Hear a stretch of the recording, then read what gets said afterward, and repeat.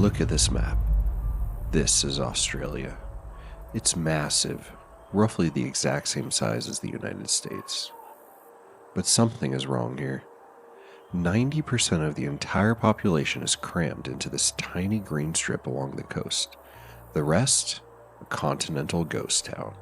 So why is it so empty? It isn't just because it's hot. It's the ancient soil, the lack of rain, and a massive, mysterious fence built to keep the monsters out.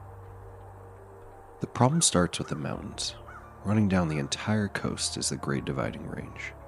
It sounds majestic, but for the rest of the country, it's actually a prison wall. In the US or Europe, winds carry rain deep inland, but here, the mountains trap the heavy ocean air right on the beach. They squeeze the water out before it can go anywhere else. The moment you cross over the peaks, the rain stops dead. You enter the rain shadow. It's one of the most drastic climate shifts on the planet. And even if you could bring water here, the ground would fight you. This is the oldest soil on Earth. It's been baking in the sun for millions of years. It is so washed out and full of salt that standard crops die instantly. You can't farm it. You can't live on it. You can only survive it. But humans are stubborn. In the 1800s, European explorers looked at this massive blank spot on the map and convinced themselves something amazing was hidden there. The most popular theory? A giant inland sea full of fresh water and fertile land. So they packed up expeditions and marched into the furnace. They didn't find a sea. They found death. Horses died of thirst. Men went mad from the heat. The center of Australia isn't an oasis. It's a graveyard for optimism. Look closely today, and you can still see the scars of these attempts. Railway lines that just stop in the middle of nowhere. Entire towns built for rushes that never happened, now being swallowed back up by the sand. A few tough people remain today, but the scale is mind-bending.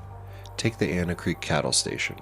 It is a single farm that is bigger than the entire country of Israel. The nearest neighbor might be a 4-hour drive away. It's not living, it's occupying a hostile planet. But the wildest proof of how hostile this land isn't natural, it's man-made.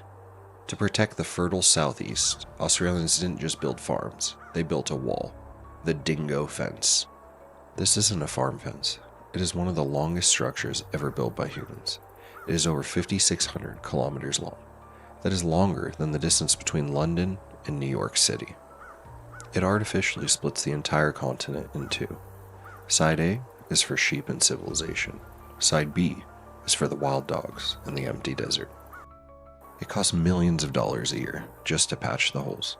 It's a constant, endless war against nature. And if they stop maintaining it for even a month, the Australian wool industry collapses. All this said, will the center of Australia always be empty? Maybe not.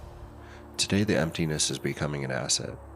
Massive solar farms are starting to pop up, harvesting the one thing that this land has plenty of, blistering sunlight. But for now, the middle of Australia remains one of the last truly wild places on Earth, a place where land is simply too tough to be tamed. Comment, like, and subscribe for more videos like this. Thanks.